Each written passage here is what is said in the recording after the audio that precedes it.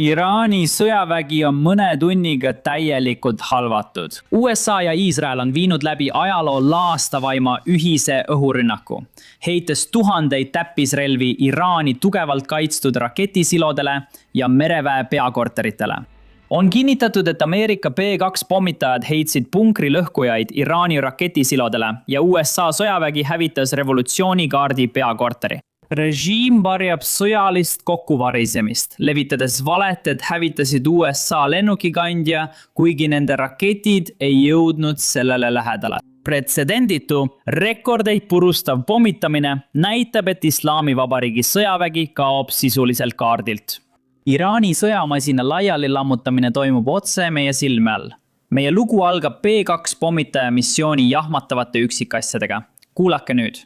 Täna hommikul saame uusi uudiseid USA ja Iisraeli ajaloolise missiooni kohta Iraanis. USA kõrgemad kaitseametnikud ütlesid Fox Newsile, et 4 B2 pommitajat ründasid Iraani maa-aluseid ballistiliste rakettide rajatisi 10 2000 naelaste läbistuspommidega. Hävitajad startisid Missouris asuvast Whitemani õhuväebaasist, mida kasutati ka Fordi rünnakus eelmisel suvel. See oli 18-tunnine reis ühes suunas. Hävitajad tankisid teel olles. B2D on tagasi USA's. B2 pommitajad heitsid 10 2000 naelaseid punkrilõhkujaid maa-aluste rajatiste hävitamiseks. Need on samad pommitajad, mis ründasid Iraani tuumarajatisi operatsiooni Kesköö haamerajal, kuid siis kasutati 40 000 naelaseid punkrilõhkujaid. Seekord oli laeng väiksem, kuid neid oli rohkem. Nüüd on siin midagi muret tekitavat. Väga pädevad internetianalüütikud tuvastasid avatud allikate põhjal, et missioon toimus reaalajas. Õnneks avaldati see alles pärast pommitajate tagasitulekut, kuid nende jälgimisvõime on muret tekitav. Kui tsiviilisikud suudavad seda, suudavad ka vastased. See on uus väljakutse sõjavägedele üle maailma. Kui B2 pommitajad olid Atlandi kohal, avaldas keskväejuhatus ise kaadrid.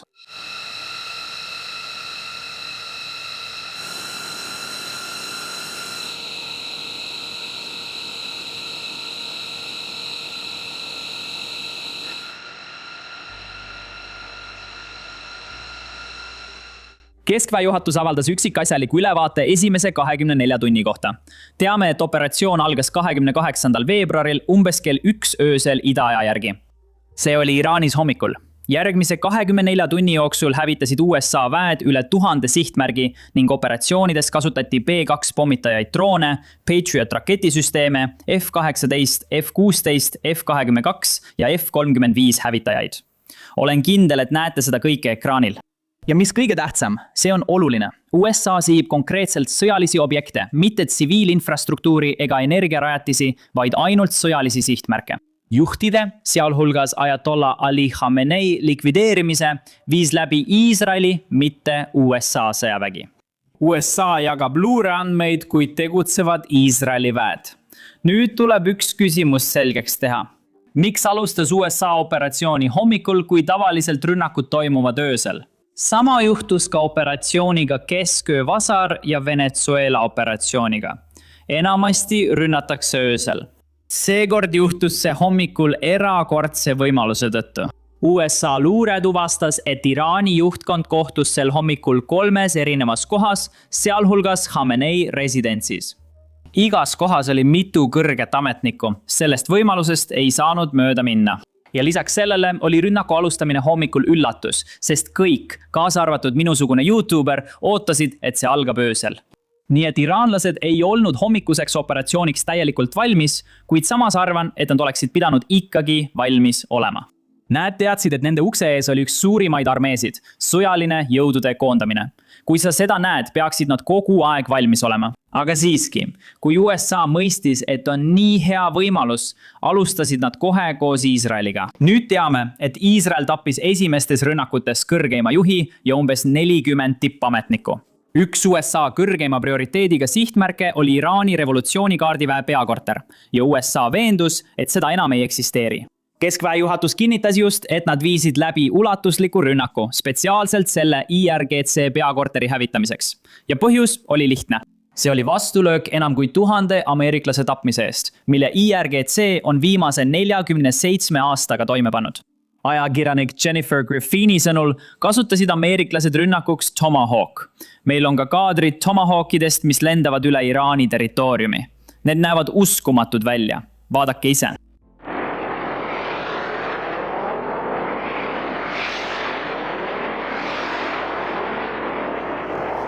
Ma ei saa kinnitada, kas need olid just need raketid, mis tabasid IRGC peakorterit, sest rünnakuid oli korraga palju. Need kaadrid on siiski märkimisväärsed. Räägime Iisraeli rollist, sest nad viivad koos USA vägedega läbi ulatusliku operatsiooni. Ja seda operatsiooni kutsutakse Mõirgav lõvi. Iisraeli õhujõud teatasid, et esimese ööpäevaga visati üle 1200 lõhkekeha rohkem kui 500 sihtmärgile. Üle 200 hävituslennuki tegi juba esimestel tundidel enam kui 500 väljalendu Iraanis. Samuti on Iisraeli kaitsevägi avaldanud oma operatiivplaanid. Nagu ekraanilt näha, oli esimene etapp Iraani õhutõrje hävitamine Lääne-Iraanis. Teine etapp oli koridoride loomine Iisraeli hävitajatele, et jõuda Teherani. Ja kolmas etapp oli rünnata sõjalisi ja juhtimiskeskusi pealinnas ja teistes linnades. See on veatu näide kombineeritud relvaliikide sõjapidamisest. Siin sihivad Iisraeli hävitajad Iraani ballistiliste rakettide stardiseadmeid vedavaid veoautosid. Iisrael kinnitas, et on korraldanud üle 30 rünnaku Iraani ballistiliste rakettide infrastruktuurile. Et mõista toimuva ulatust, toon need numbrid konteksti. Eelmisel aastal korraldas Iisrael 12-päevase sõja jooksul ligi 1000 õhurünnakut ja tabas 900 sihtmärki. Operatsioon Kõrbetormi ajal 1991. Aastal tegid USA väed esimese ööpäevaga umbes 2200 ja kogu 43 päeva jooksul üle 110 000 õhurünnaku. Meil pole täpset arvu USA ja Iisraeli õhurünnakute kohta esimese 24 tunni jooksul, kuid teame, et Iisrael korraldas Iraanis juba esimeste tundidega 500 õhurünnakut. Kui seda arvu suurendada, võib see olla rekordiline õhuoperatsioonide intensiivsuse poolest. USA ja Iisrael on 24 tunni jooksul rünnanud Iraanis üle 2000 sihtmärgi. Kuidas Iraan on sellele reageerinud? Nad üritasid vastulööki, kuid ebaõnnestusid. Iraan teatas, et sihtis USS Abraham Lincolni 4 laeva vastase ballistilise raketiga. Rohkem infot polnud. Nende sõnastus oli konkreetne ja sihitud. Iraani botid väitsid kohe, et nad uputasid lennuki kandja. Seetõttu on oluline Iraani botikontodega võidelda ning palume teil alati laiki ja tellimise nuppu vajutada. Nii jõuavad videod rohkemateni ja tõde levib. Botikontod eksisid. Siin on, mis tegelikult toimus. USA keskväejuhatus kinnitas, et raketid ei jõudnud isegi lähedale. Lincoln jätkab lennukite õhku tõstmist operatsiooni toetuseks.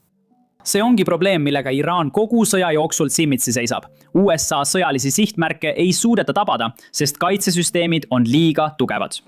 Muidugi ei tähenda see, et neil poleks aeg-ajalt siiski mõningaid edusamme olnud. Kokkuvõttes kulutab Iraan siiski palju rohkem aega ja ressursse laheäärsete riikide ründamisele ning tsiviilsihtmärkide tabamisele, sest Iraan mõistab, et see on ainus viis, kuidas nad saavad tõelist kahju tekitada. Nad ei suuda USA sõjaväele vastu hakata, seega karistavad teisi ja loodavad, et need riigid survestavad USA'd kampaania lõpetama. Iraani plaan ei paista töötavat. Pigem toob see neile kahju, nagu varsti räägime. Saudi Araabia ja Ühendkuningriik liituvad Iraani vastase sõjaga, kuid see on juba teise video teema. President Trumpi avaldus võtab kokku sõja esimesed 36 tundi. Kuulake seda.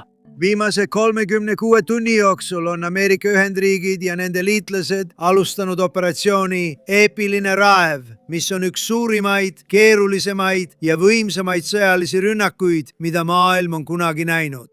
Keegi pole midagi sellist varem näinud. Oleme tabanud Iraanis sadu sihtmärke, sealhulgas revolutsioonilise kaardiväe rajatisi ja Iraani õhutõrjesüsteeme. Just praegu teatati, et me hävitasime 9 laeva ja nende mereväehoone. Kõik see toimus sõna otseses mõttes minutitega. Iraani endine ülemjuht Ayatollah Khomeini on surnud. Sellel armetul ja alatul mehel oli sadade ja isegi tuhandete ameeriklaste veri kätel ning ta vastutas lugematute süütute inimeste tapmise eest paljudes riikides. Eile õhtul võis üle kogu Iraani kuulda Iraani rahvast tänavatel hõiskamas ja tähistamas, kui tema surmast teatati.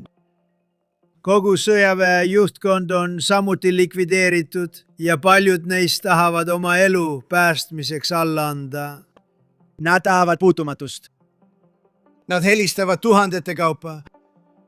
Võitlusoperatsioonid jätkuvad praegu täie jõuga ja need jätkuvad seni, kuni kõik meie eesmärgid on saavutatud. Meil on väga kindlad eesmärgid. Nad oleksid võinud 2 nädalat tagasi midagi teha, kuid nad lihtsalt ei suutnud. Täna varem teatas CENTCOM, et 3 USA sõjaväelast on lahingus hukkunud. Ühtse rahvana leiname tõelisi Ameerika patrioote, kes on meie riigi nimel toonud suurima ohvri, isegi kui jätkame õiglast missiooni, mille nimel nad oma elu andsid. Palvetame haavatute täieliku paranemise eest ning saadame oma sügava armastuse ja igavese tänu langenute peredele. Kahjuks võib veel olla ohvreid. Enne lõppu on see paratamatus. Võib-olla tuleb veel, kui teeme kõik, et seda vältida.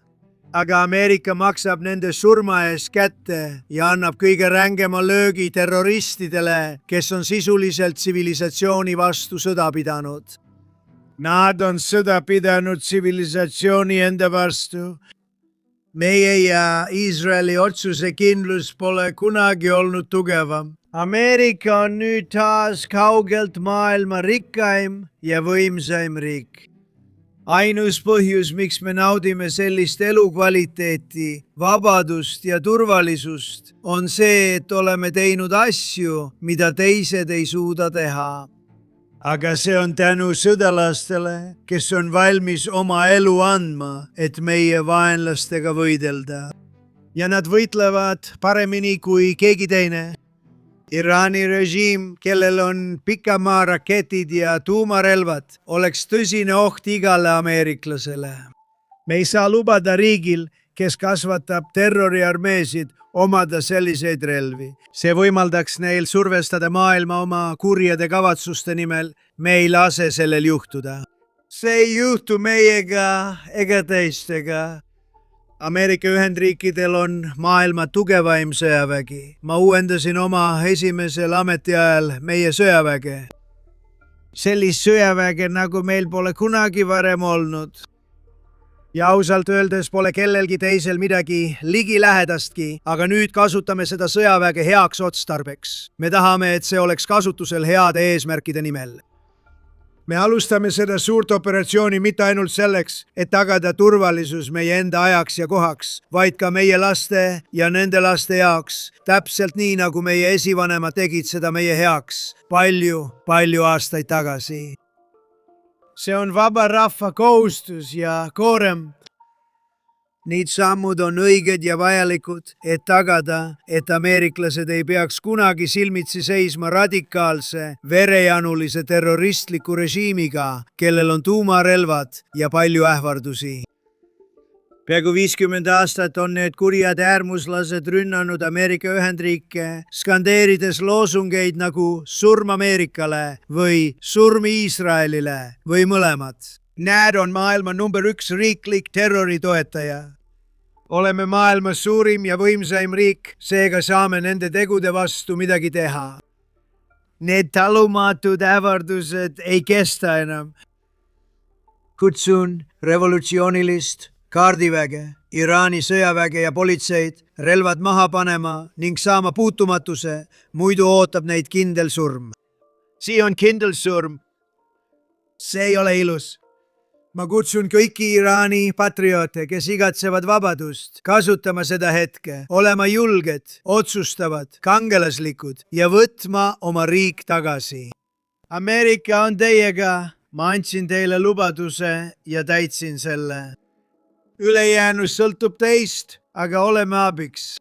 Aitäh!